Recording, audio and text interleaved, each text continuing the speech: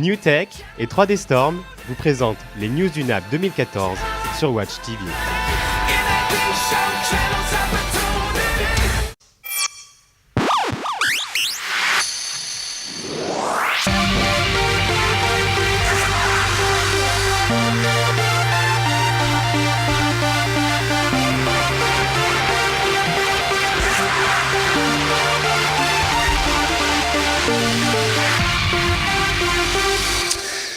Bonjour à tous, soyez les bienvenus dans Broadcast Time. Broadcast Time, le rendez-vous hebdo des nouveaux médias, des nouveaux moyens de production et des web TV. On est ensemble pour une demi-heure en ce jeudi fin de matinée, ensemble avec mon camarade Fabrice Arad. Salut Fabrice. Salut Benjamin. Comment ça va ?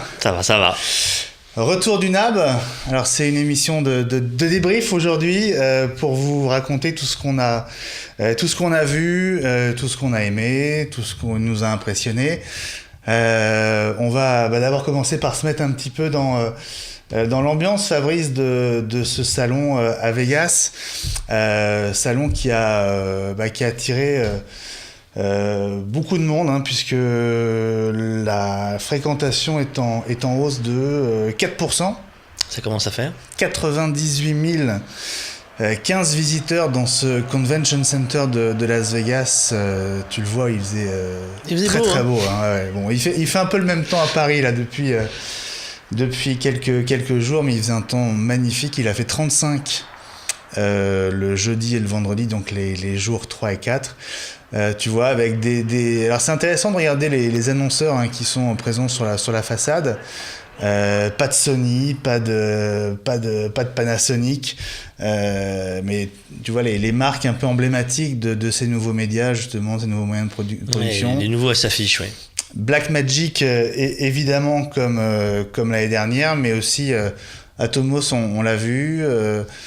Aja, Teradek, voilà. Atomos surtout, hein, grosse présence sur le NAB, à la fois à l'extérieur et à l'intérieur. On va en reparler. Toi, tu l'as suivi à distance, ce salon, Fabrice. Alors, qu'est-ce que tu... Alors, à distance, et effectivement, l'une des choses qu'on retient, c'est... d'ici, on avait dit qu'on allait parler de 4K, et on a parlé de 4K. Nous, d'ici, moi, tous les jours, j'avais vraiment l'impression que c'était que du 4K. Vraiment que du 4K. Donc après, est-ce que il faut voir autre chose dans le NAB? Je peux pas te dire. Ouais. D'ici, on a vu les marques classiques, Sony, Canon, Panasonic, qui sont relayées facilement. Et effectivement, les nouveaux entrants, on va dire, ceux qui sont arrivés depuis quelques années, les Blackmagic, les Atomos et autres, qui eux, maintenant, ça y est, ils prennent position. C'est-à-dire qu'ils ont toutes les éléments, toutes les composantes pour pouvoir tourner et faire leur plateau complet 4K. Donc effectivement, quand on regarde de loin, il n'y a pas eu d'ici en tout cas de grands chocs, hein. On n'a pas eu finalement de grandes surprises, sauf le Cloud David, sauf Sony qui nous sort un appareil photo magique, sauf finalement les nouveaux entrants qui arrivent fort. Blackmagic qui arrive avec une caméra que personne n'attendait, et après, toutes les boîtes à coucou, ce que j'ai appelé les boîtes à coucou, c'est pas péjoratif, hein. C'est toutes les boîtes à coucou qui vont nous permettre de travailler, les convertisseurs, tous ces mis à jour, en fait. Important, ouais. Mais oui, mais c'est ce qu'on appelle les boîtes à coucou, parce que finalement, tu les as pas, tu travailles pas, ouais. Tu les as, tu vas pas forcément t'en servir. Ouais. Et effectivement, tout a été mis à jour. Et le mot 4K, je vais encore insister aujourd'hui, il y a eu une mise à jour. Voilà. C'est que maintenant, ça y est, le workflow, il est prêt. Et maintenant, on va pouvoir faire le tri de ce qui marche, ce qui marche pas, et ce qui peut évoluer. Alors, je te disais que la fréquentation était en hausse de 4%. Donc, a priori, on va réussir l'année prochaine à dépasser les 100 000 visiteurs, ce qui est quand même assez énorme pour un salon pro assez pointu quand même, hein. Bah oui, surtout que là, c'est quand même que des pros. Voilà. Et puis, c'est loin, puis c'est cher d'aller au NAB. Donc en temps de crise, et c'est peut-être aussi un signe de sortie de crise, hein, 4% d'augmentation en termes de visiteurs. 7% d'augmentation du côté des exposants et de la surface d'exposition, 1746 exposants, et ça couvre l'équivalent de 46 terrains de football américains. Ça commence à faire. Voilà pour les chiffres. Alors tu as cité, on a cité déjà quelques marques. On va commencer par revenir sur l'actu de Blackmagic. Alors tout est ici hein, dans ce nouveau catalogue 2014. Il y en a vraiment. On se rince l'œil. Hein. Moi, pour m'endormir, je le mets sous mon oreiller et. Alors moi, c'est Noël. Hein. Ce que j'ai noté, si tu veux, c'est par rapport au catalogue. Ça fait être pendant que. Ouais, ce que j'ai noté, moi, c'est par rapport. Je vais te donner juste l'exemple. Par rapport au catalogue d'il y a 3 ans, tu peux remettre l'image. On avait ça comme catalogue, cette épaisseur-là ici. Regarde maintenant. Voilà, tout est là. C'est-à-dire qu'ils ont augmenté la gamme. On voit l'épaisseur et effectivement, alors c'est un beau magazine de mode. Hein. Il y a des belles pages, il y a les produits, les spé, et des belles photos. Hein. Ils savent faire. Hein. Regarde, c'est vraiment très joli. On sait pas à quoi ça sert, mais c'est joli. Non, mais c'est vrai que c'est fort. Ça, c'est pas une nouveauté en l'occurrence. Non, c'est pas une nouveauté. La nouveauté, généralement, sont au début. Alors effectivement, voilà, la plus belle nouveauté qu'ils nous ont fait le plaisir de faire, c'est la fameuse caméra qui va permettre qui va permettre de travailler surtout les gros projets, hein, les grosses télés, la pub ou le cinéma. Ils attaquent de frontal maintenant les grosses prods. Ce qui jusqu'à maintenant on travaillait sur d'autres produits, d'autres caméras. Là, ça y est, ils attaquent en frontal. Ils se disent bah non, nous on est là, on est présent. Donc on a les produits. Et ils sont allés fort parce que tu as plusieurs formats. Hein, tu as 4 entrées de montures différents. Jusqu'à pouvoir mettre une caméra, si j'ai bien compris, grand public. Tu peux mettre une caméra HDMI et utiliser le boîtier pour faire le record. En fait, c'est une caméra mais sans capteur. Donc on ajoute le capteur qu'on veut et c'est vrai qu'on peut y compris. D'ailleurs, je crois que la photo, tu vas nous la trouver, elle est quelque part là-dedans. On peut y compris coller un 5D à l'avant de l'URSA et obtenir un attelage assez démentiel. Constitué de ce gros bloc caméra 4K avec l'idée, alors j'ai à nouveau fait descendre ma chaise, hein, ça devient une habitude. L'idée de Blackmagic, c'est vraiment de fournir une sorte de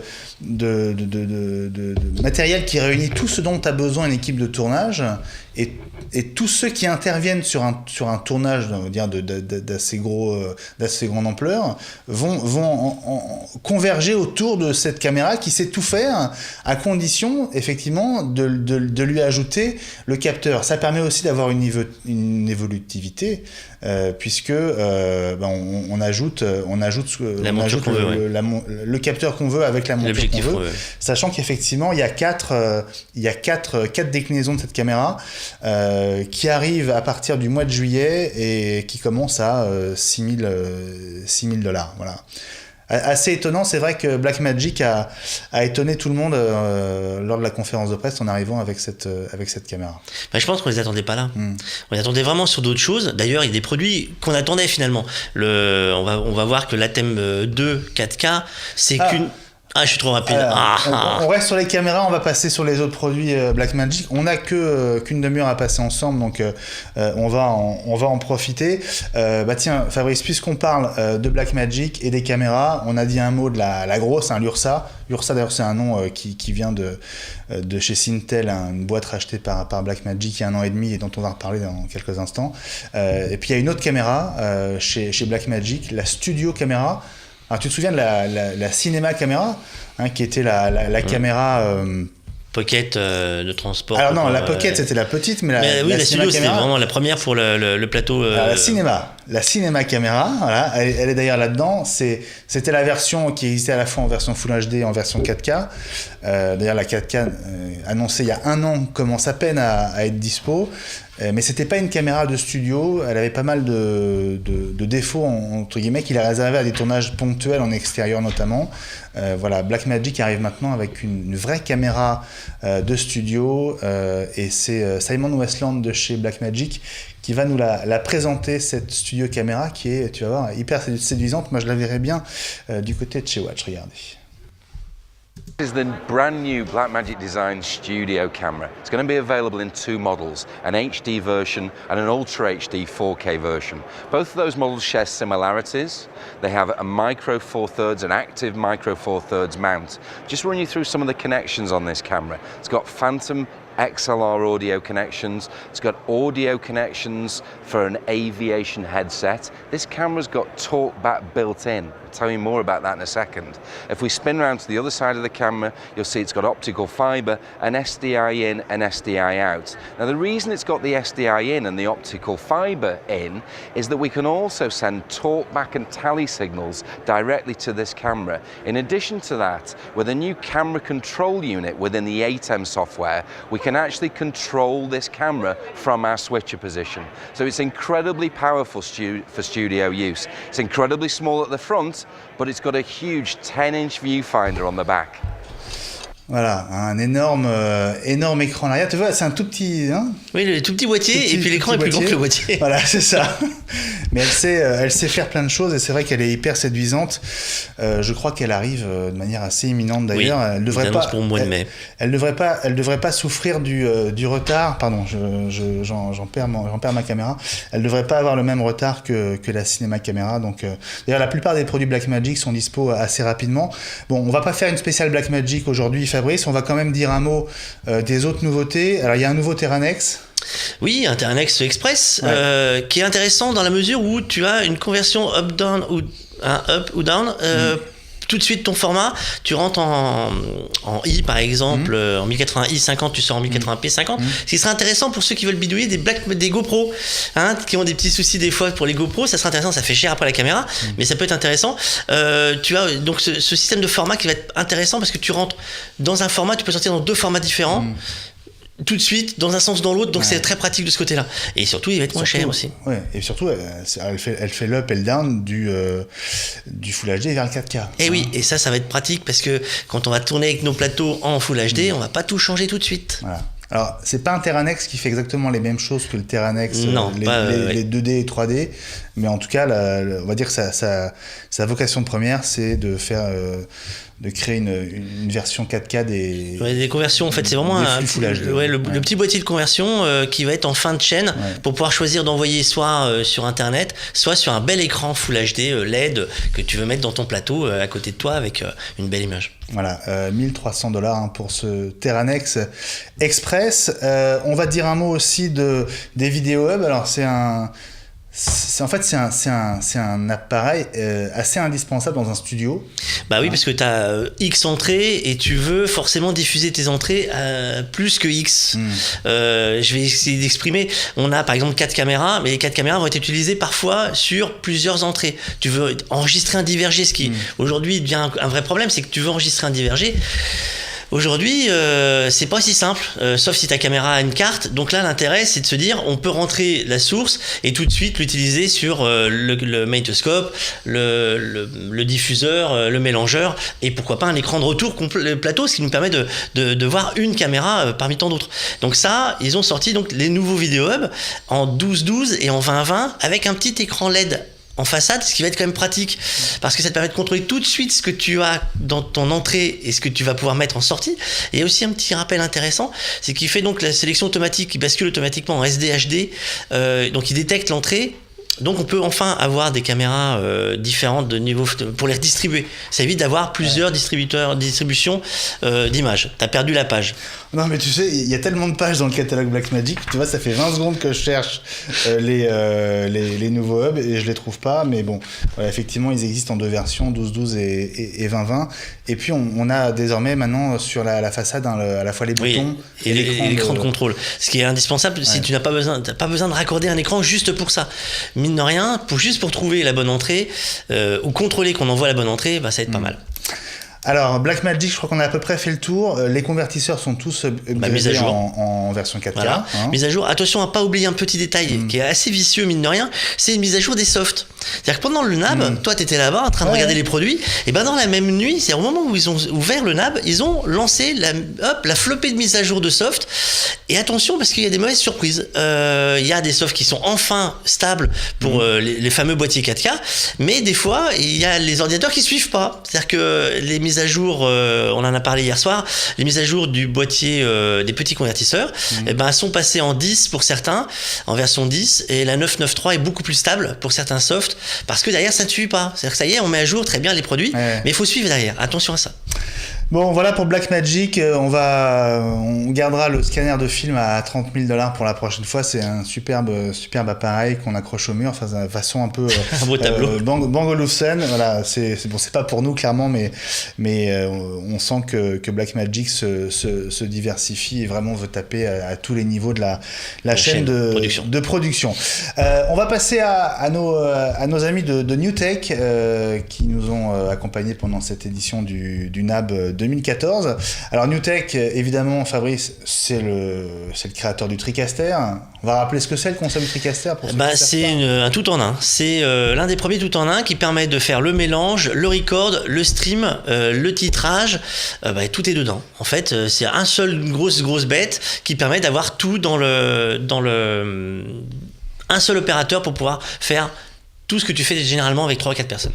Voilà, et NewTek était évidemment présent au NAB, alors avec les TriCaster, mais c'était pas de ce côté-là qu'était la nouveauté chez NewTek, puisque là le NAB 2014 c'était l'occasion pour le constructeur de San Antonio de se concentrer sur son deuxième produit phare et qui connaît vraiment un gros succès, c'est la gamme 3Play qui permet de gérer les ralentis instantanés. Alors évidemment c'est très utilisé sur les matchs de football sur les matchs de foot et plus globalement à la télé, dans le monde de la télé et du sport. On sort des JO de Sochi, donc évidemment je pense qu'ils ont été très utilisés là-bas, et on va retrouver Philippe Nelson de chez NewTek qui nous explique de quoi était constituée l'actualité de la marque au NAB à Vegas. NewTek's been in business almost 30 years now, and we've always tried to find new ways to do things and create new workflows. So here, as you well know, the TriCaster is now the standard for portable live production and streaming. But we also have the 3Play, which is the new standard for the next generation workflow for instant replay. And historically, replay has been very expensive to get involved with. Over hundreds of thousands of dollars to get high-level instant replay. Well, here at NAB, we've announced that the 3Play 425, we're lowering the price from 25,000 euros to under 10,000 euros. And that gives you 4 channels in, 2 channels out of high definition instant replay. And we're very excited to make high def instant replay affordable to anyone. Voilà, Philippe Nelson de chez NewTek. Voilà, donc deux produits vraiment très stratégiques chez NewTek. Le TriCaster, bien sûr, avec sans doute des nouvelles à attendre, peut-être dans le courant de l'année, en tout cas, sans doute à l'IBC. On avait évoqué ce TriCaster HDMI qui aurait été entre 5 et 7 000 euros. Bon, il n'a pas été annoncé au NAB, contrairement à ce qu'on espérait. Mais peut-être pour laisser la place au triplay, voilà. Parce qu'ils ont besoin de se repositionner. Il ne faut pas oublier que le Brésil arrive, la Coupe du Monde, donc c'est le produit aujourd'hui phare. T'as remarqué aussi. Ah bah oui, tu m'étonnes. Et effectivement, je pense qu'ils ont besoin de placer leur produit actuellement, celui qui était pas connu par tout le monde en fait. La première chose que tu achètes, c'est vraiment le TriCaster. Le triplay, ça vient après. Donc là, ils avaient besoin de le placer. Je pense qu'ils l'ont bien fait. Effectivement, je suis persuadé que moi, d'ici septembre, on aura une surprise. Alors, on suivra ça évidemment dans Broadcast Time. Si vous connaissez NewTek, vous connaissez sans doute 3D Storm qui est l'importateur de NewTek en Europe, et donc si vous avez un TriCaster et si vous êtes en Europe, vous êtes probablement passé par 3D Storm. Alors 3D Storm, c'est une boîte française qui ne se contente plus d'être simplement distributeur de NewTek. Ils deviennent aussi fournisseurs de solutions pour le TriCaster, et là ça devient hyper intéressant parce que alors, voilà, ça c'est l'un des produits qui a été montré au NAB. Tu vois, c'est un rack 1U qui s'intégrerait très bien dans la régie de Watch par exemple, le Live CG Broadcast, et ce qui est assez étonnant, c'est que pour 3 000 euros, on a un produit complet qui permet de faire de l'incrustation de logos animés, et ce qui est hyper intéressant, encore plus pour nous d'ailleurs, je pense, c'est que le Live CG Broadcast permet aussi de gérer l'intégration de tout ce qui vient des réseaux sociaux. Les tweets, les messages Facebook et même les SMS, on peut tout faire afficher à l'écran de manière dynamique et en temps réel. Tout ça pour 3 000 euros. Alors ça, c'est en version IVGA, donc c'est par l'arrivée réseau du TriCaster. Si on veut l'intégrer à un autre mixeur type Blackmagic, on rajoute 1 000 € et on a en plus des sorties SDI. Et pour le faire l'intégration. Voilà. Bon, 3 000 €, c'est très très très très bon marché. C'est bien placé, ouais. Voilà, pour un produit de ce type. Je crois que les premiers exemplaires arrivent d'ici un mois et demi. Donc on va suivre ça. Et, on va les appeler pour le tester. Et je pense même qu'on va les tester. On va en tester un. Voilà. Du nouveau aussi du côté, on parlait de la Coupe du Monde, Fabrice. Voilà. 3D Storm, donc avec sa nouvelle marque Live Expert, propose aussi ce système hyper complet de gestion graphique des matchs de foot. Alors on se croirait un peu dans FIFA, tu sais, ouais, les jeux vidéo, ouais. Mais on peut vraiment faire l'équivalent de ce qu'on voit sur Canal ou sur beIN Sport. Alors c'est évidemment hyper intéressant pour des clubs de foot et puis qui veulent faire leur propre production. Hein. Puis il va falloir prendre la main sur la bestiole. Hein. Voilà, il va falloir prendre la main sur la bestiole. Alors ça demande un petit peu il faut renseigner la base, il faut mettre toutes les photos des joueurs avec des fonds transparents, etc. Mais une fois que le travail de préparation est fait, après on a vraiment une intégration hyper pro des graphiques avec ce logiciel donc Live CG Football. Et puis le troisième produit de Live Expert présenté à Vegas, alors c'est ce Live Mixer avec deux consoles audio que tu connais bien. Ouais, 01V, et puis à côté c'est Behringer. Hein. Voilà, donc on va dire qu'il y a une console très très bon marché, et puis une console vraiment qui est une des consoles de référence dont on a parlé il y a 15 jours, il me semble. Tout à fait. Et alors, il y a une fonction bêta qui est très intéressante, et ça ne va pas te surprendre, une fonction bêta de switch auto de la régie vidéo, enfin des angles de caméra en fonction des sources audio activées, avec des réglages hyper fins. On peut créer vraiment des cas de figure. Des macros complètes, voilà, oui. Des macros très complètes. Quelque chose qui est devenu à la mode et surtout un peu influencé par les radios. C'est les radios qui ont besoin d'être filmées aujourd'hui et qui disent on n'a pas d'opérateur vidéo et on aimerait avoir une détection automatique de l'audio. Ça, on sait faire la détection automatique. Après, il faut juste créer la macro pour que derrière, ça suive. Voilà, donc c'est aussi chez Live Expert 3D Storm qu'on remercie pour leur soutien de Watch TV sur le NAB 2014. On va dire un mot de live stream. Tu connais ce système Alors au départ c'est un service de diffusion en direct. Au départ c'est un streamer, c'est vraiment quelqu'un qui dit envoyez-moi vos images et moi je vous les diffuse sur internet. Et ils ont fait partie des premiers à dire il y a un mouvement qui se fait quand Blackmagic est arrivé avec les cartes vidéo. On va s'en servir parce qu'il faut pas être bête. Plus on va taper sur des gens qui ont un budget serré, plus ils vont s'orienter sur Blackmagic au départ. Et ils ont fait avec le SDK, tu sais, le petit soft de développement personnel de Blackmagic qui est ouvert. Tu prends le soft et tu fais ce que tu veux avec.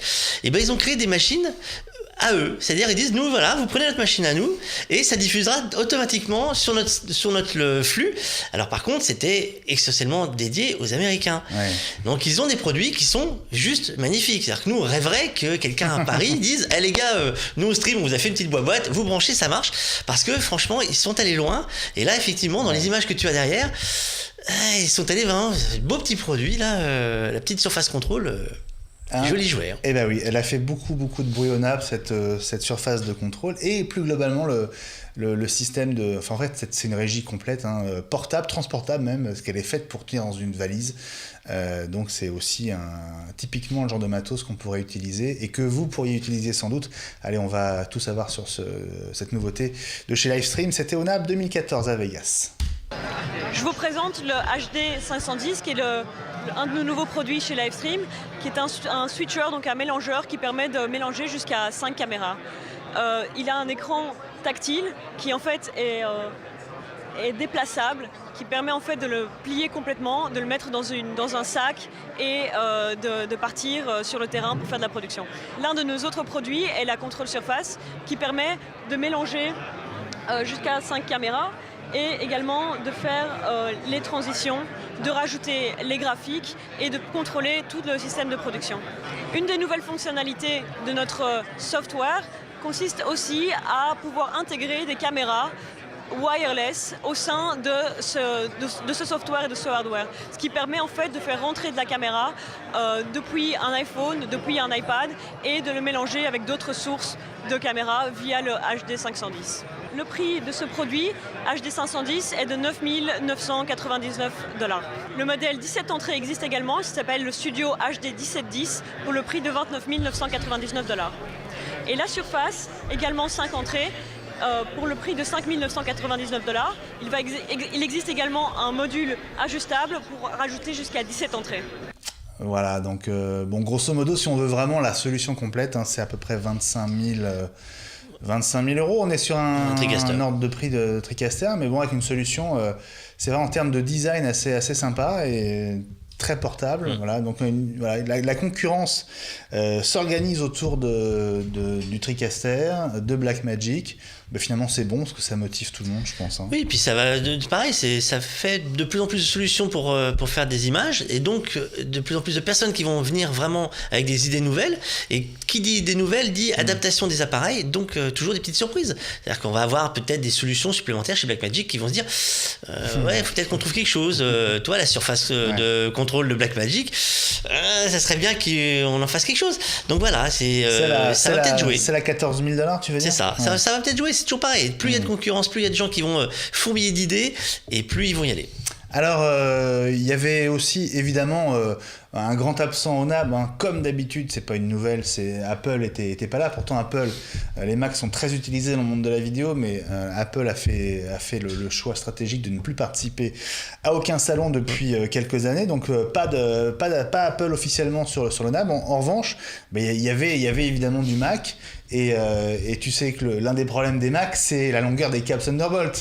Bah oui, parce que 30 cm, enfin c'est 50 cm, ou alors 1 mètre. Non, c'est 3 mètres.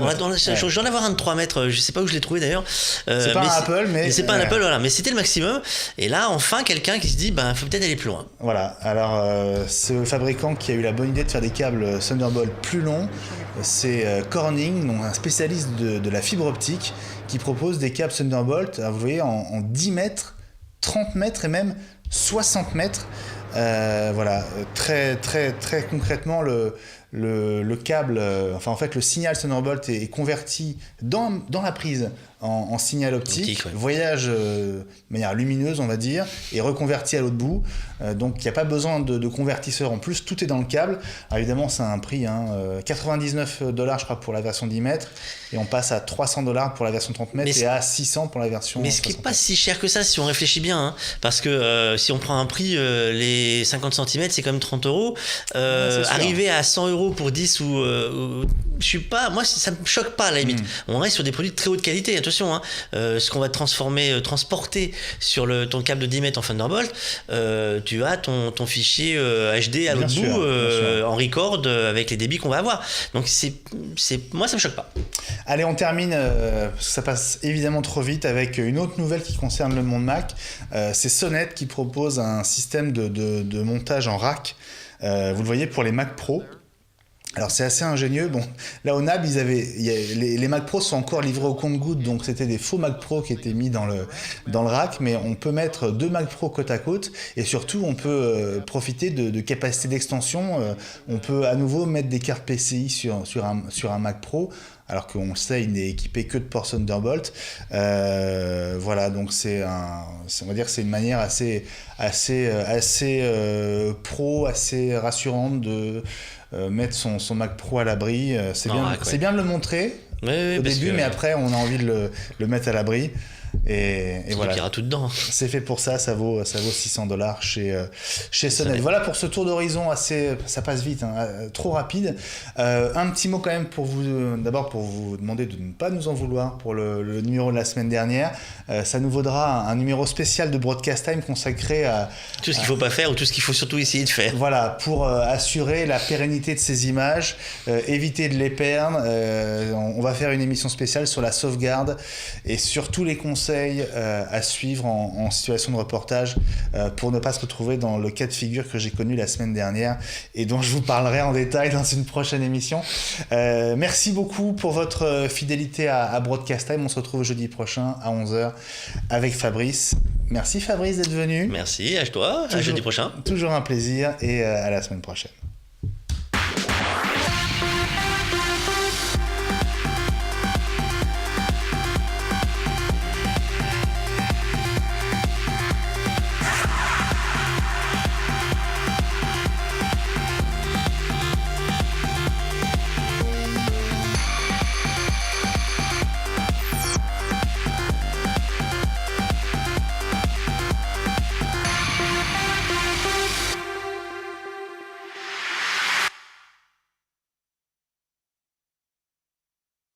New Tech et 3D Storm vous présentent les news du NAB 2014 sur Watch TV.